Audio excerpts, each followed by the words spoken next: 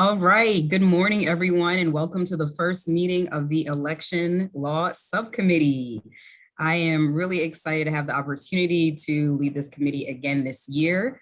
The meeting is now live and appreciate the time of all of the members. Just for the public, I want to recognize the members of the Election Law Subcommittee, Delegate Dana Jones, Delegate Marianne Lasanti, Delegate Jessica Feldmark, Vice Chair Alonzo Washington, Delegate Mike Griffith, who's new to the subcommittee. Welcome, Delegate, and also Delegate Bob Long. I'm looking forward to our robust conversation this legislative session, passing some very good bills out of subcommittee and out of the full committee and House and Senate. Just a few housekeeping items. Similar to last year, we'll do our best to give as much notice as possible when a meeting is coming up. Usually I'll flag for the members so that you can put it on your calendars quickly, and then we'll get it out as soon as possible. Also, as you all should have seen in the email, we'll try to be as clear as possible with what bills we are going to be voting on versus which ones we're expecting to discuss. It won't be perfect each time, but you can expect to have an idea of what we're voting on versus discussing.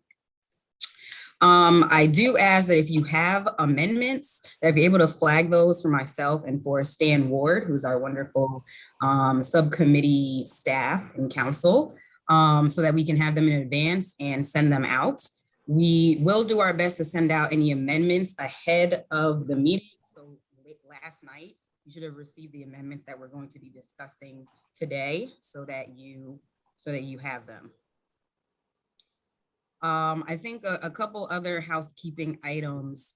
For those who are invited to the Zoom, whether you're a bill sponsor or if you're an advocate, that's on. The conversation is going to be between the members. So if you are asked a specific question, of course, we are glad that you're here and we might ask you to chime in from time to time. But unless you are called on, please just be sure to be on mute and also have your camera off if possible, just so that on the YouTube that the members can be seen. And we'll just ask you to be on mute unless we call on you specifically. So with all of that said, I'm going to go ahead and call our meeting to order. And I'm going to go a little bit out of our agenda and start with House Bill 17. So let's start there. House Bill 17, Delegate Plakovich-Carr's legislation dealing with campaign finance, recurring contributions and donations. This bill creates requirements for the solicitation of a recurring contribution for a political committee. Specifically, recurring contributions can only be accepted with affirmative consent, not an opt-out. Must be an affirmative consent. And if you get the affirmative consent as a candidate or a campaign committee, a receipt must be provided for each contribution. That includes the frequency and duration of the contribution and information on how to cancel. And it must be immediately canceled upon request. So that's the overview of the bill as it was submitted. We do have suggested amendments on this bill, which we're going to go over now. And again, you should have received those in your email. So what the amendments do, and I'm going to ask Stan to chime in if I forgot anything, is that it specifically names vendors in the bill so that it can be clear that the policy of the state of Maryland is that any practice that goes against this bill, that we are holding vendors accountable as well, not just the campaign committee. So vendors, as you will see, they are included as a person by amendment in this bill. It also, the amendment requires that the return of contributions that are in violation, they must be returned, this amendment says, within 14 days after obtaining the contribution, or else it would be an obligation, an outstanding obligation to the campaign. So those are the amendments to the bill. Stan, did I forget any other amendments? Anything else to add? No, I don't have anything to add, Madam Chair. Okay, great. So How about we just talk through the amendments? Any thoughts on what we have in the amendments to the bill? Delegate Griffith. So as the new guy, I always risk asking stupid questions. So please forgive me if this is a stupid question. In the bill, it says immediately. Is it? And I know typically, like, you know, if someone goes into like one of the payment systems, they can hit a button and automatically undo it. But for situations where they may email, you know, me or my campaign staff or you and your campaign staff, you know, is immediately defined because, you know, with volunteers and in the summertime, people aren't really paying attention to non-election year. Is there any grace? So it's like I get an email on a Friday and I don't see it till Monday. Am I in violation of that? Are you talking about where it says immediately cancel the Yes. contribution? Yep. Yeah, that's a good question. I think for someone who is allegedly in violation, it would be up to the State Board of Elections to determine if that person was in good faith in terms of immediately returning it. Is there an email and there's a few days after or even a few weeks after where they return it, or is it 6, 7, 8 months later? I think that that's something that SBE would probably determine if they were citing someone for the violation, but that's a great question. We could consider adding a timeline, but I think it's a little tricky trying to add a timeline to this. Do you have a suggestion? I mean, 7 days, 15, 14 days, something where just where somebody is acting in good faith. And do we want to put that type of pressure on the Board of Elections to have to interpret our will, right? So, whatever the committee seems fair, because it's about us, right? And so what's reasonable for us to be able to respond to that in, a year from now after the election when things are, slow and we're on vacation, we're not paying attention, and our campaign volunteers are out to lunch, you know what I mean? Like just, what would be a reasonable response time, understanding that, we are part-time legislators and we have a lot of volunteers, Fair point. Delegate Lasanti. First of all, I think a couple of us are scrambling to try to find the amendments.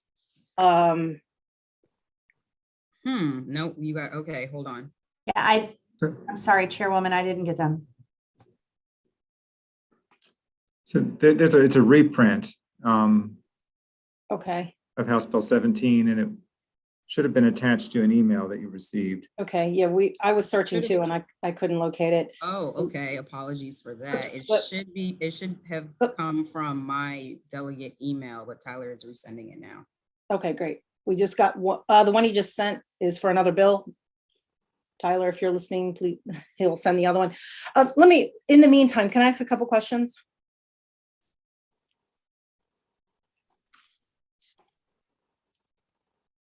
Yeah. Yes, Oh. go ahead. No, I was just trying to coordinate getting the amendment. Oh, I'm sorry. Thank you. A couple questions. And I'll start with the sponsor. What problem are we trying to solve here? Sorry, Madam Chair, was that for me? Thanks. Yeah. Yeah, so I mean, this thankfully has not been a problem in Maryland to date, but we have seen nationally and in other states where campaigns have used this exact deceptive practice to basically trick donors into repeat contributions. When the donor thought that they were giving once, they failed to uncheck some box or change some setting that was already filled in by the campaign entity on the web form. And then as a result, were charged repeatedly for contributions. Okay, so you would be in compliance with this bill if you just had a default that says, because and all the programs are different. A lot of them that says, that makes you reconfirm that you're doing a repeat contribution or something like that. That's exactly right. As long as the donor's giving their consent. So like, for instance, if a campaign had the default to be, it's a one-time contribution and the donor chose to click on a box or check a box to say, yes, I want to make my this donation repeat, that would be perfectly fine under this bill, and that would be allowed. So, Mr. Demeritus, I guess then, for compliance purposes, a campaign would have to just maybe take a screenshot of that setting and have that available if anybody questions. Because I know, I mean, I can speak from personal experience. Sometimes I've had folks click that, and then when I saw the donation, I would talk to them and thank them, and then say, "Oh, shoot, I didn't mean to do that." And so I'm like, "You check the box." So, I mean, I assume that would work. Right. I guess for a factual analysis would occur that if it's an affirmative action by the contributor, now a contributor making a mistake, that's not, I would say you're not in violation then of a contributor like making, I checked that box by mistake, because that's an affirmative action there. I think what Delegate Plakovich Carr is going at and what happened nationally is that those are already set defaults for it, for recurring, or it's in the fine print saying, unless you tell us otherwise, this will be a recurring contribution here. And then the individual then sees it after like 2-3 months, like, hey, wait a second here, I didn't do these contributions here. So that's kind of what. And my final question, Madam Chair, maybe for the attorney, with an amendment that lists vendors as and qualifies them as people. Does that have any implication on any other standing? If a particular vendor is a person, then they also can make contributions. That vendor can also make contributions, right?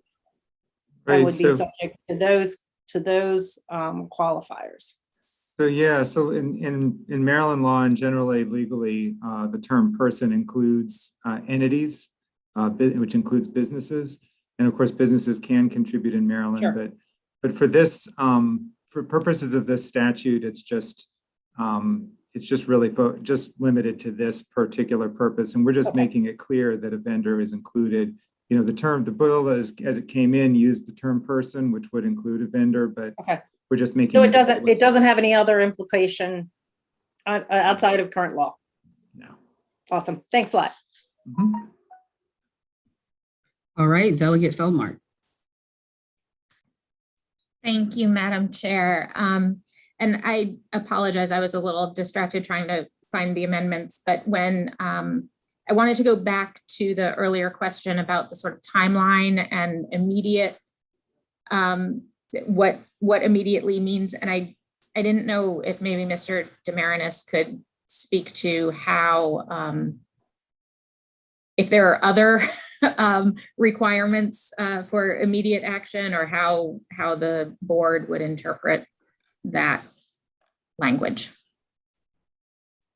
So I guess this is on the receipt that has to be given to each contributor that does a recurring contribution. So it's a little bit different than when you have to, I would say, refund the money, right? Because that has a specific timeline there, and then also that you have to put it as an outstanding obligation. So I would say for immediately, it's going to be that, at the request of the contributor and the donor, they're going to contact your campaign to request this. And, I don't want to necessarily go into a fact pattern here, but I would say if it's done, the intent is to make sure that no more charges are brought on the contributor or donor. So the immediately part of it is to ensure that no future charges are brought against them. And so if it's, 3 business days, 2 business days, I would say that that's all within the realm of being acceptable. If it's 30 days and another charge has occurred, then I would say that the campaign has not acted, or the independent expenditure entity has not acted in good faith to get to the contributors or donors' intent, which is to cancel the recurring contribution. So basically, as long as the as long as another charge doesn't occur, we'd basically consider that immediate enough. Without getting into it, but yes, I would say Okay. that, I mean, that's the intent of this, is to make sure that no more charges are done. And that's what also at the request of the contributor and the donor was, which is to have no more charges brought. And if, but then if payment has to occur, that part there is specifically spelled out with the amendments. Thank you very much. And Jared, you always have discretion as to whether to assess a penalty and to the amount of the penalty, correct? That is correct. Mr. President? Has everyone recorded their vote? Anyone wish to change their vote?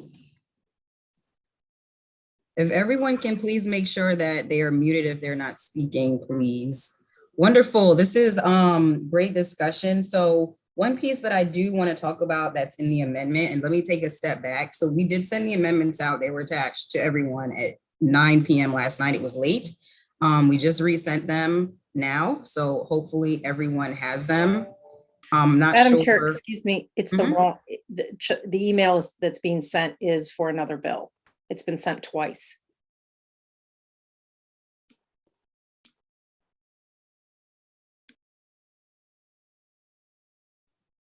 There, Madam Chair, the email we just got has two attachments. One is for the other bill. One is HB 17. Unfortunately, that is in a format I'm not able to open, but. Same for me. I see it, I just can't open it. Okay.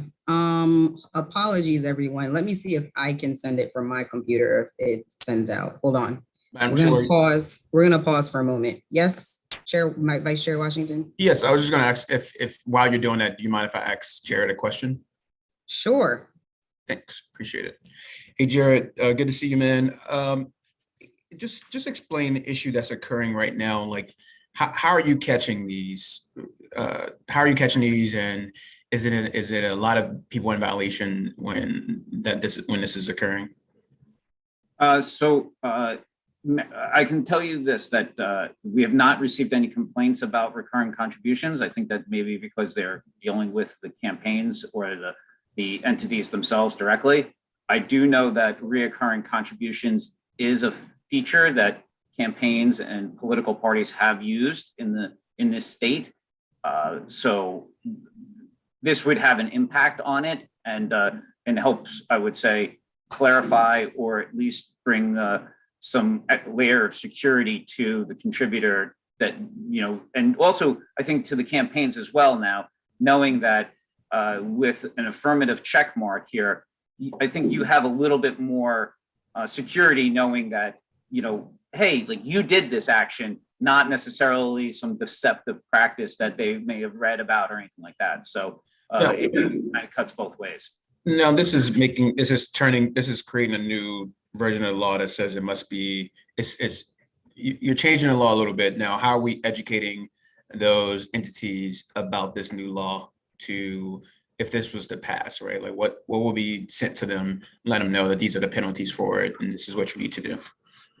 So that we have with MD Chris, one nice thing is that at the end of these sessions here, I kind of give them a little bit of a legislative update as to like what new things are. So we would, of course, provide legislative updates to every political committee in our system through email and also update the summary guide as well with this. So that would be all, out there for public and for the political committees and the treasurers to be aware of some of the changes. Additionally, with that, I know a lot of vendors that are being used always contact me at the end of session. They have it usually on their calendar to be like, hey, is there any changes? And we always update them on that. We have good working relationships with some of the bigger processing entities out there, like Enact Blue or Enact Right or anything to that effect. Yeah, and you could be in violation after the 14 days. How if they don't return the payment, how many days after that do they get? I mean, you can give up to a $500 fine, right, for the violation. Is every day after the 14th day a violation, or is it Or is it just after that time, it's just a violation? You get up to $500 fine. It's a violation after the 14 days, but once again, there's some discretion as to that. I don't want to like go on, basically on the record and say, well, you have the 14 days, but then there's a grace period or anything like that. Right. No, I hear you. I think the idea of the 14 days is so that campaigns are not necessarily sitting on contributions, waiting for an election to occur. I understand that piece. I guess the piece of it, like, I know Delegate Kaiser had a bill saying that we wanted to fine everyone almost every day up Right. to a certain point, right? So I was trying to get to that point of Right. like, are we fining them $500 each day, No, or are right, we fining them? Okay, cool. Just want to make sure it's reasonable. All right. Thank you, Jared. Thank you, Madam Chair. Thank you.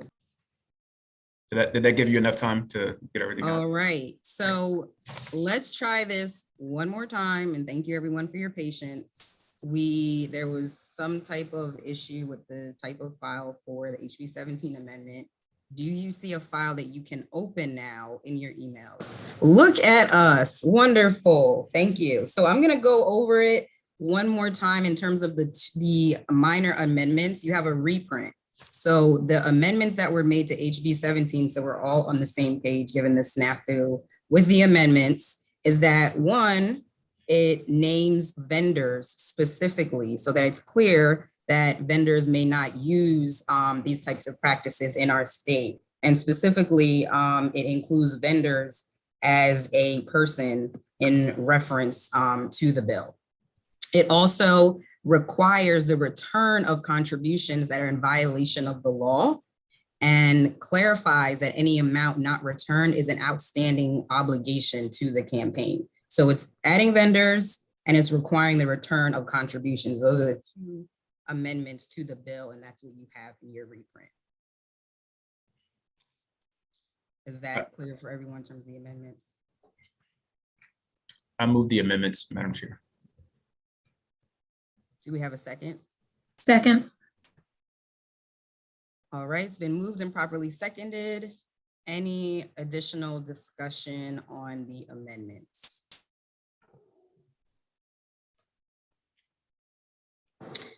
All right, hearing none, the amendments have passed onto the bill. Now we're on HB 17 as amended.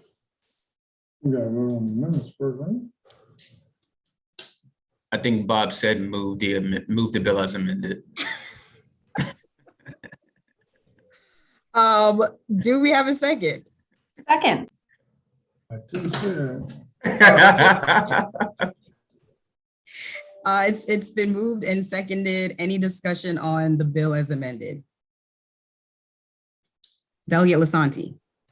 Yes, I mean, I understand that this problem has occurred in other states, but by Mr. Damaris's testimony, we haven't had any problems here. And I'm not sure who we're really protecting and why. I think people that make contributions, I mean, you should, before you spend any money, before you make a contribution to a political campaign, you ought to read the text. And, almost all of them say, do you want to make a reoccurring contribution? Yes or no?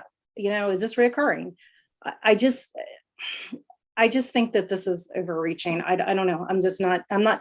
I don't see a flaring problem that we need to fix.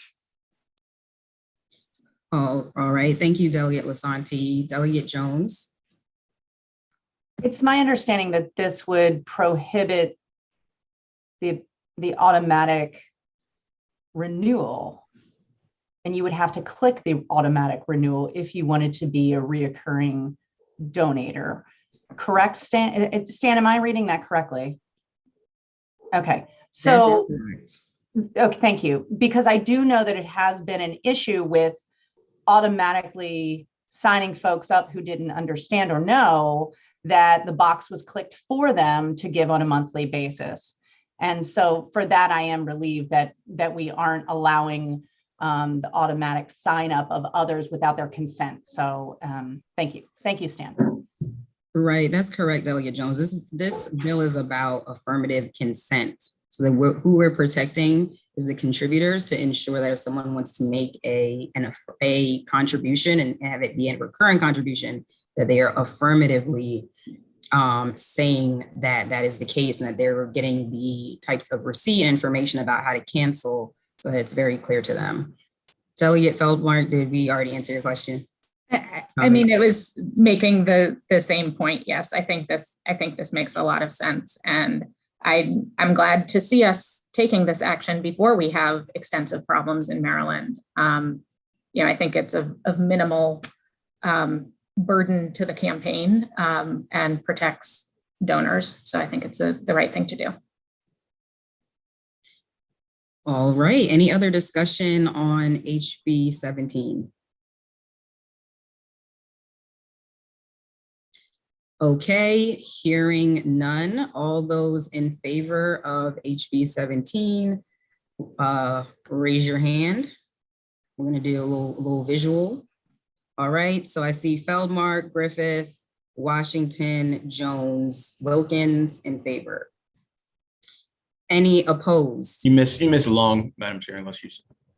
Delegate Long, you want to be in favor. I'm sorry. Delegate Long as well in favor. All those opposed? Delegate Lasanti opposed. All right, so House Bill 17 passes as amended. Our first bill out of Ways and Means Subcommittee. Yay to us. Awesome. So moving on now to another fun bill here, House Bill 160, Delegate Boyce, Election Law, Party and Elected Public Offices. This bill prohibits an individual from simultaneously being a candidate for or serving in more than one public office.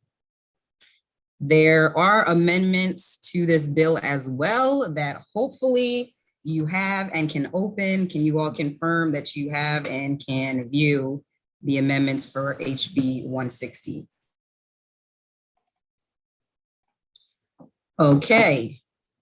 So in terms of the amendments, it's a reprint that everyone has.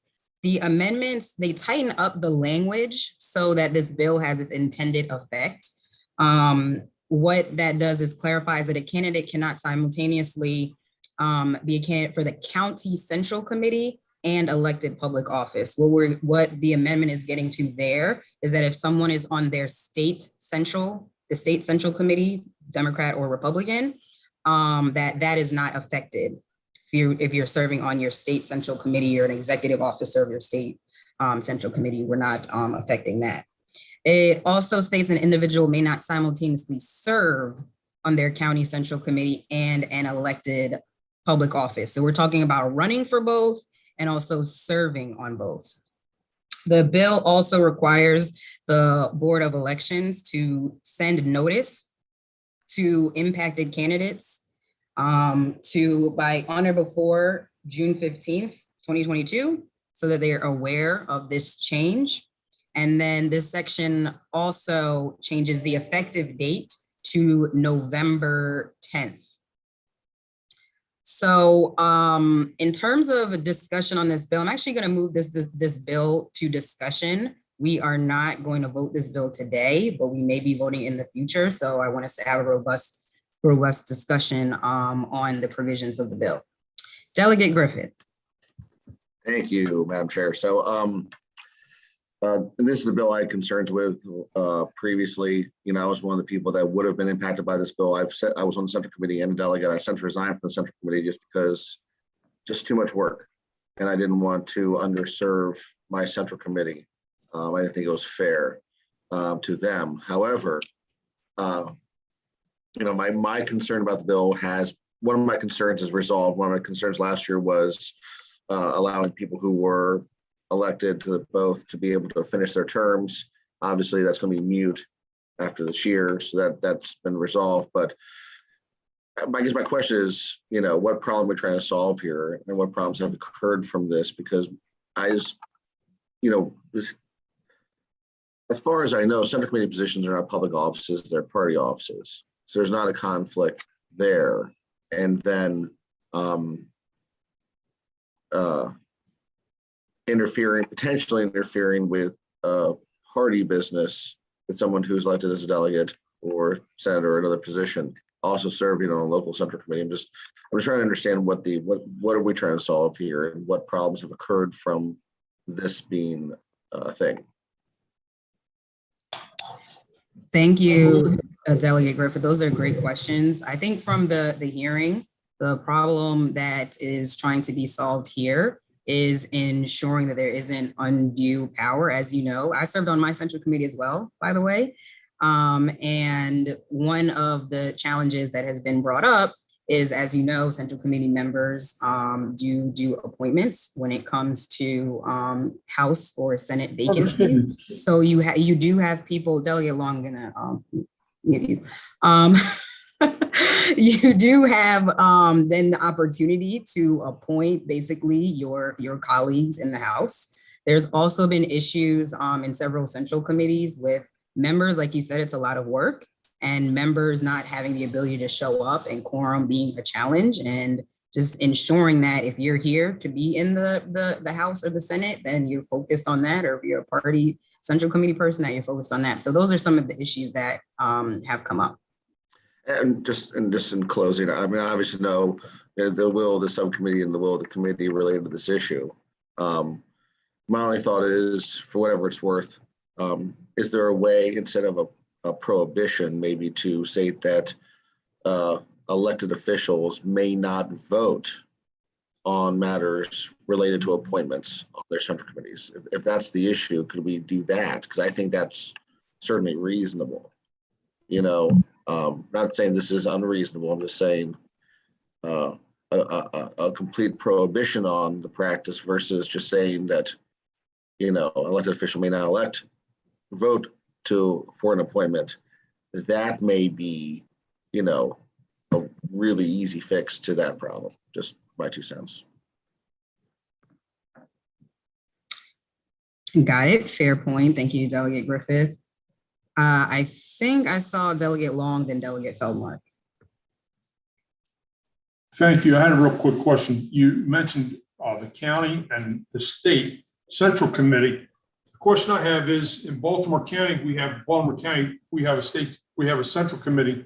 Can they run for that office and a delegate at the same time? You said, can they run for? Central committee. Uh-huh. And Republicans, I think we're county. And you said something about state. Is the Democrats have state central committee? Yes, we have a state central committee, which is basically sort of the statewide members of the party. And so it's a different body. It's not elected on the ballot. It's elected by your peers in the central committee. So it's not a publicly elected position, if that makes sense. All right. Well, can the way it is now, you can run for both central committee and elected office. Am I correct? Correct. Okay. And what this bill would say that if you won the election as a delegate, you couldn't serve on central committee. Am I correct? You could, as amended, you couldn't run for both at all. Okay. I think I'm going back to what Delegate Griffin had said. What about if a candidate runs for both central committee and a Senate or House or whatever, and they're elected at the House or the Senate, that they're not allowed to take, they would have to, they couldn't serve as in the central committee. If you're saying if they were elected, they wouldn't be able to serve on both? Correct. Okay, so 2 things. Currently, if they are running, when the bill goes into effect on November 10th, they would have to resign one of them. But moving forward under this bill as amended, someone would not be able to run for both. You would not be able to run for both at all. Okay. And I'm just going to put it out there on the Republican side. We have a limited amount of candidates that can run. And sometimes we have people that run not only for elected as far state position, but also as a, central committee. And, I think it's kind of hindering their ability to do what they want to do is right. I understand the point of having someone that's elected, either a Senate or delegate, voting on a central committee. I understand the conflict of interest on that. And I think and my thoughts is if they are elected, if they're lucky enough to get elected, that they can't serve on the central committee. Is that clarified or am I being? I'm not sure I understood that last part. If you can repeat it, please. Okay. If you run for both offices, right now you can run for both offices. Am I correct? Right. Okay. If you get elected from the state, from either the Senate or a delegate, you would not be able to serve on the central committee if you're elected official. Right. Okay. That's now.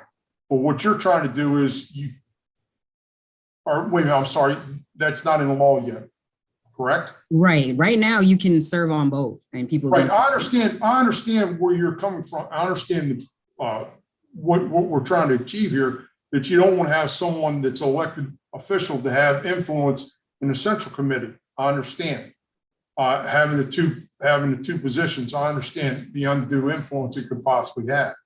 That I would agree to, but for a candidate to be able to run for both, and what happens if they lose, the House or the Senate, and they couldn't run for central committee? I think that's unfair, but that's my 2 cents. Thanks. Thank you, Delegate Long. We appreciate that. Delegate Feldmark. Thank you, Madam Chair. So I do support this bill. I supported the bill last year. I think it's a good idea.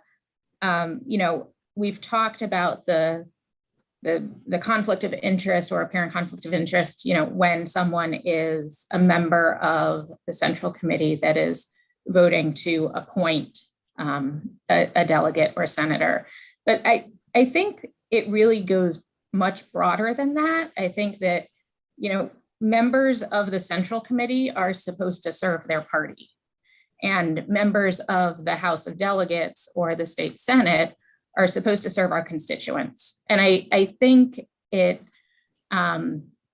is the right thing to do in terms of trying to, minimize the partisanship or the perceived partisanship of, how independent or Republican constituents may feel, that I represent them as a Democratic delegate versus as a member of my party central committee.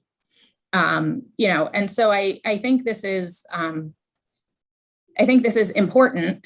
I had some questions about the timing. I think the amendments make it clear. So for folks who are, filing now to be on the ballot, they would still be able to run for both offices, as has been the case. But then after the November election, they would have to make a decision about if they were elected to both, they'd only actually take one office. Is that correct? Right, that's correct. Because we are in an election year, if someone's running for both right now, they would receive notification from the Board of Elections that this bill has gone into effect. So they would have some notice of that. And in November 10th, though, that this bill is going into effect. Right. On November 10th, they would need to be in compliance with the bill, meaning that if they won both, they would have to make the decision to leave one of those seats, since according to what would be this new law that would have taken effect, that they can only serve in one. Okay. And I guess, thank you for the clarification. I just wanted to make sure I was interpreting that correctly. To the point that Delegate Long just made, I think, we don't let folks run for a backup office, right? Like you decide what office you're going to run for, and you run for it, and you may win or you may lose, but there's no other allowance for candidates to run for multiple offices and see what they can win. So I think this is the right thing to do. Okay, thank you, Delegate Feldmark. Any other Delegate Chair, Vice Chair Washington? Call me whatever you want. No, look, I wanted to just, I Delegate Feldmark to one of my questions, and the other piece was with party positions, aren't they sworn in between the primary and the November election? Don't they officially take office during that time? I mean, because I think I remember when I was on the Central Committee and got elected, I took office before the actual primary, before the general, I think. Is that right, Stan? Or they don't go to general elections, right? No, you don't. Obviously, you're not running in the general election, but according to the current Democratic Party bylaws on their website, the term of office for a local central committee starts on the day after the gubernatorial general election. So maybe it was different. Way back then when I was first here. I got it. Thank you, sir. Appreciate it.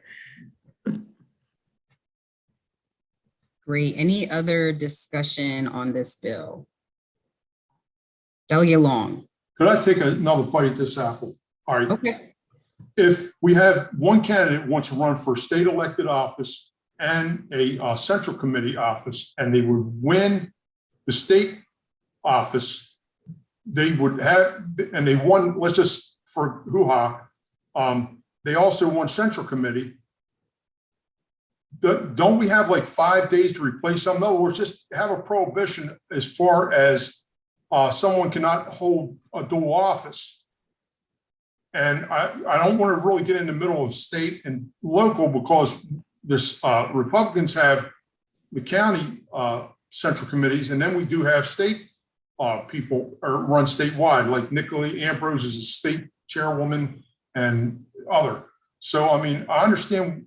Am I getting this correct, that you basically don't want someone having a dual role that's elected to state office on the central committee? Am I correct? When you say state office, are you talking about state office as in positions like ours, or are you talking about your state central committee? No, I'm talking about like our office, the delegate or Senate. So what I'm asking is that what this bill is trying to do, is keep someone that's elected to a state office, like a senator or a delegate, from holding a position in the central committee? Yes. That's correct. Okay. But they cannot run for both. Am I correct? On the bill as amended, yes, they cannot. Okay. They could not run for both. Okay, what I would like to do, and I'm just going to throw this out there, if we're going to do this, they still would be allowed to run for both central committee and a state office. But if they're elected to the state office, they would have to withdraw from the central committee, and then it would be up to the central committee to appoint someone for that. Within 5 days or something, whatever election law is. I'm just throwing it out there. I think it's unfair that I'm just putting it out there. Republicans, we don't have a lot of people want to run for office, and sometimes we have to depend on one person to run for both offices, and we have trouble enough sometimes to get people, because nobody wants to run because of the headaches and everything. So it's kind of hard to get people to run. And I'm sure you guys have that problem too in some Republican-held territories in Harford County, stuff like that. It's hard to get Democrats to run. I'm just saying, I think it's unfair that we're going to limit, you have to run for one or the other. I understand about not holding both offices, because it does give an unfair advantage to that person that's elected to office. And I'm just, like I said, I'm trying to take another bite at the apple. Thank you. I appreciate that, Delegate Long. And if you'd like to get that amendment drawn up, we'll certainly consider that. We're not voting this today, so you have a little bit of time if you'd like to draw that amendment up. Delegate Lasanti, and then if Delegate Lasanti can be the last comment on this bill, I do want us to get to, we only have about 10 minutes. Sure, and, I'll be quick. Okay. I'll be quick. And my question's for Stan, and I just want to be very clear that when we talk about elected office, that is not limited to state elected office. Is that correct? Right, yes. Right. So that takes care, that's any municipal, county official, okay. Because I think that there's a big difference. All right, thanks. That's a great question, Delegate Lasanti. It does not distinguish. We're talking about all publicly elected offices. School boards, et School cetera. board, everything. Yep, okay, thanks. Thank you. All right, so we probably only have time to do one of the bills for discussion. I think I'm going to go with the one that I think we would probably have a bit more discussion on, which is House Bill 93, Delegate Terrassa, candidates for offices of municipalities and common ownership communities, reports of donations and disbursements. I'm going to ask Stan if he could walk us through, as a reminder for everyone, the bill as is, how it's structured and what it does. Sure. So basically, it sets up a campaign finance reporting regime for both municipalities and for common ownership communities. So common ownership communities include condominiums, homeowners associations, and also cooperative housing associations. So basically what it says is if the municipality or common ownership community has set up its own campaign finance reporting regime, then they follow that. And any reports that are submitted in accordance with that regime get transmitted to the state board and posted on the state board's website. But if the municipality or the common ownership community does not set up its own reporting regime, then those candidates running in those elections would have to file reports with the state board on a quarterly basis. So that's the core of the bill. It does apply only to common ownership communities with more than 2,000 units as drafted, and it also only applies to municipalities with over 5,000 residents as drafted. However, that is unconstitutional because you can't classify municipalities by population. So to be constitutional, it would have to apply to all municipalities. So I guess, and they would, if they were reporting to the state board under this bill, they would have to follow all the normal rules for campaign finance reporting. They would have to establish a campaign committee, they would have to have a treasurer, and all the normal processes for filing campaign finance reports would apply, and all of the normal penalties and late fees would also apply. All right, so that's the overview of the bill. It's sort of in two different parts in terms of the HOCs and then the municipalities. So let's first talk about, well, the COCs, the common ownership communities aspect of it. I think that one of the things that we are thinking about and trying to figure out is potentially limiting the bill to apply to Columbia specifically, so that it's the the ownership communities there, the COCs in Columbia specifically, where there have been just some challenges in transparency in terms of just high expenditures and trying to figure out where funds may be coming from. So wanted to get thoughts, ideas, feedback, focusing in on the COC aspect of the bill first. Delegate Griffith. All right, COC, I'm trying to keep up the acronyms, I apologize. Cooperative, what is it? Cooperative ownership communities? Common ownership, sorry. Common ownership communities. Yeah, I think it's kind of the catch-all to all of the different types of communities, little catch-all phrase. Yeah, I mean, Columbia is such a unique situation, and I dive in this a little because once again, I feel like I've done everything in the world being here. I was the chief marketing officer for a HOA management company for 3 years. Marianne's very familiar with that.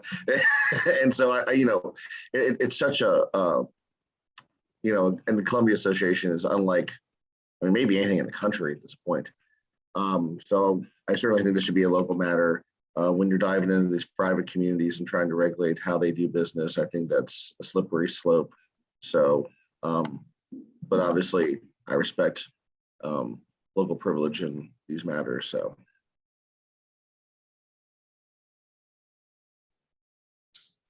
Thank you, Delegate Griffith. Any other questions or thoughts? I saw Delegate Feldmark, then Delegate Lasanti. Thank you, Madam Chair. I guess a few questions and thoughts, and I know you want to focus on the COC side of it. Just really quickly, I'll say I was surprised that this doesn't already apply to municipalities, right? Like the fact that we have, governments running elections, running cities, that don't already have these requirements was surprising to me because I represent 2 counties that don't have any municipalities. So I just wanted to put that out there because that piece of it is a little bit, it was a little concerning when I realized that looking at this bill. So then I guess moving on to the common ownership communities and the concerns that, have come up in Columbia, I guess if we are considering making this more of a local bill focused just on Columbia, then I'm curious if we would actually make it a local bill.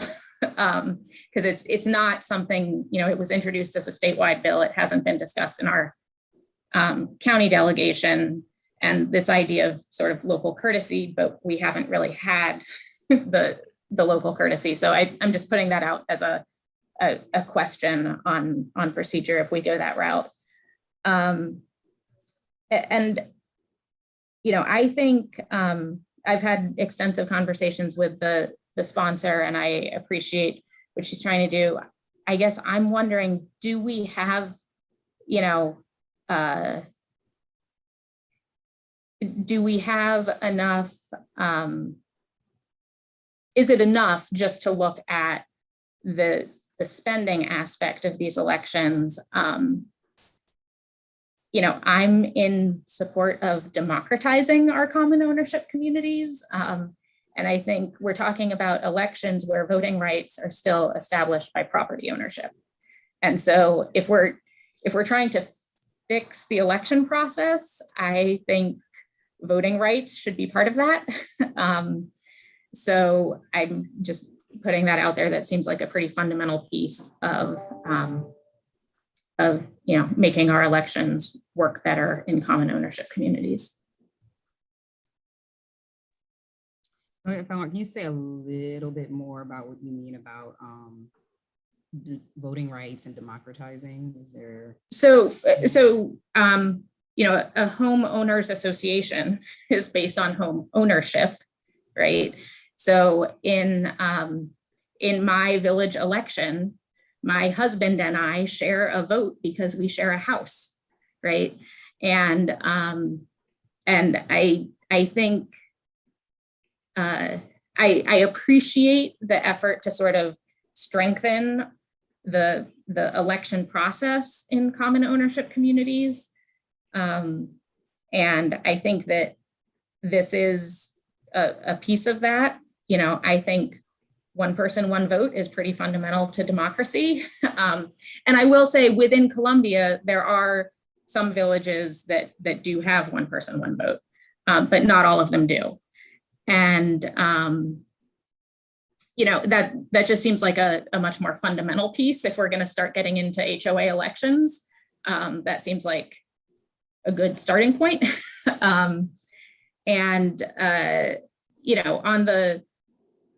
On the finance reporting, I do have some concerns about it potentially discouraging some folks from running at the village board level, but I think we could work through that. But I feel that there's a sort of larger issue.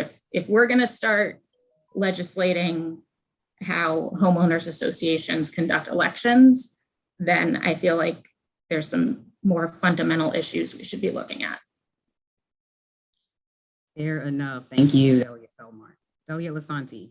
Yeah, very quickly, and I too have had a lot of conversations with the sponsor, and I certainly understand the particular situation in Howard County. But when we're looking at a statewide bill, I can't say how emphatically I think these issues need to be bifurcated. The issue of municipal elections and where that's a public office. So understanding for the electorate to understand where money is collected and how and all of the financial rules that go on with any other state or county office, I think that is very important, and I appreciate that. The issue of common ownership communities is, I think, is very complex, and it's very diversified across the state, and I think we have to respect those differences in various communities, but at the end of the day, they're still private entities. And so, that makes me a little nervous. Having done a lot of work with common ownership communities and HOAs over the years, we still haven't really been able as a state to wrestle with identifying who a lot of these management companies are and who the management entities are. There's been several bills in ENT that I've worked on over the years, and I know many of us have too, to try to even begin to determine who those folks are. So to require financial accountability when we're not even sure who these people are yet, I think we've got a little bit more work to do on that. But I do very much support the municipal component of this bill. Okay, so it sounds like from what I'm hearing, there is general consensus around some type of limit in terms of the COCs and applying it specifically to Columbia. There is interest in addressing the municipality issue as well. And if we can take 2 minutes on that, I know folks may have to go, just to make sure we just touch on it a little bit before our next meeting. Maybe Justin's here from MML, and I know that we have Jared here. I just want to check in about the municipal part, assuming that we change the constitutionality aspect, obviously, so that applies to everyone. Are there any outstanding concerns around the municipality aspect of the bill?